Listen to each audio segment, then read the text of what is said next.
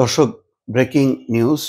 অত্যন্ত দুঃখজনক খবর হচ্ছে ঢাকার কড়াইল বস্তিতে এই মুহূর্তে ভয়াবহ আগুন লেগেছে এবং সেটি নিয়ন্ত্রণের জন্য 16টি দমকলের ইউনিট কাজ করছে। কিন্তু সম্ভবত পরিস্থিতি এত ভয়াবহ, মানে তার চিত্রগুলো এখন সবগুলো টেলিভিশন লাইভে দেখাচ্ছে।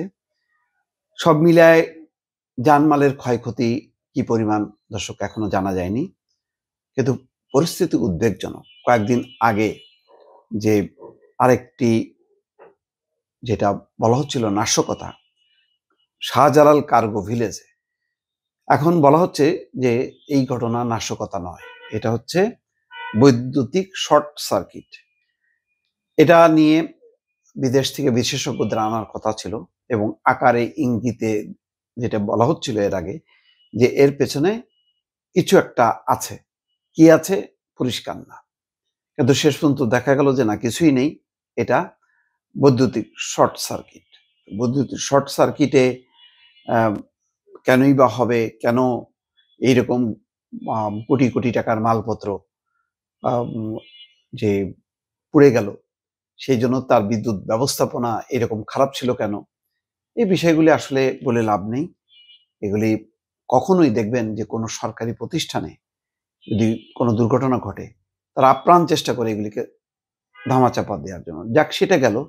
কিন্তু এখন এই মুহূর্তে টেলিভিশনে ব্রেকিং চলছে, ভয়াবহ আগুন, 16টি ইউনিট কাজ করছে কিন্তু কোনো নিয়ন্ত্রণে আনা যাচ্ছে না, দাও দাও করে চলছে চতুর্দিকে।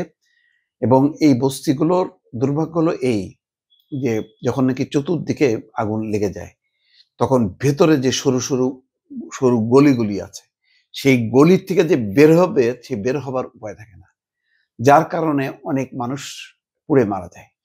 তারা জিনিসপত্র নিয়ে বের হবার চেষ্টা করে বটে, কিন্তু সেই চেষ্টাটা সফল হয় না। শীতকাল আসার সাথে সাথে এরকম কিছু ঘটনা ঘটে। এটাকে আমি ওই মানে বলতে পারতাম যে এটাও নাশকতার অংশ, যেহেতু কিছুক্ষণ আগে কার্গো ভিলেজের কথা বললাম। কিন্তু আজকে কার্গো ভিলেজের ব্যাপারেই প্রেস সচিব যেহেতু একটা রিপোর্ট আকারে বলছেন, সে কারণে ঘটনার সাথে মিলে যাচ্ছে। আজকে যখন নাকি ওটা নাশকতা নয় বলে রিপোর্ট দিচ্ছেন কার্গো ভিলেজের কথা, ঠিক তখন আবার সেই আগুনের ঘটনা একেবারে বলা যায় সাধারণ মানুষের উপর।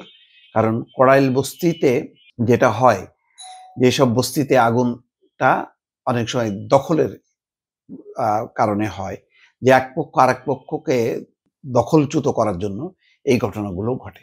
তো এখন রাজনৈতিক পট পরিবর্তনের পর নতুন নতুন দখলদাররা এসছে, তারই একটা অংশ কিনা এটা নিশ্চয়ই তদন্ত হবে কিনা যায় না, তবে সেরকম ঘটনাও ঘটতে পারে। আবার এখানে প্রচুর অবৈধ লাইন আছে, গ্যাস পাইপ লাইনও থাকতে পারে, সেই জায়গা থেকেও হতে পারে। তো যেটাই হচ্ছে না কেন, দেখেন এমনিতে মানুষ ভয়ঙ্কর দুঃসময় যাচ্ছে, তাদের অর্থনৈতিক দুরবস্থা। আজকেই প্রথম আলো দেখা যাচ্ছে যে কোনো সূচকেই আমরা ভালো অবস্থায় নেই, দিন দিন অধোগতি।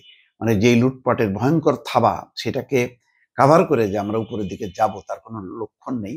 রেমিটেন্স দিয়ে কোনো রকম আমরা টিকে আছি, রপ্তানি আয়ও নিম্নমুখী। সব মিলায় এই সাধারণ মানুষ, তাদের কাজ নেই, কর্ম নেই, এই অবস্থায় তাদের সামান্য আশ্রয়ের জায়গা সেই বস্তিটাও থাকছে না। এখন এই মানুষগুলোকে আসলে পুনর্বাসন করা, এরা আবার তাদেরকে নতুন আশা জাগানো, তাদের কাছে নিয়ে যাওয়া, সেই রকম কেউ করবে কিনা বা সেটা একেবারে অনিশ্চিত। আসলে সব দুর্ভোগ শেষ পর্যন্ত সাধারণ মানুষের উপর দিয়ে যায়। এটাই হচ্ছে দুঃখজনক, দর্শক।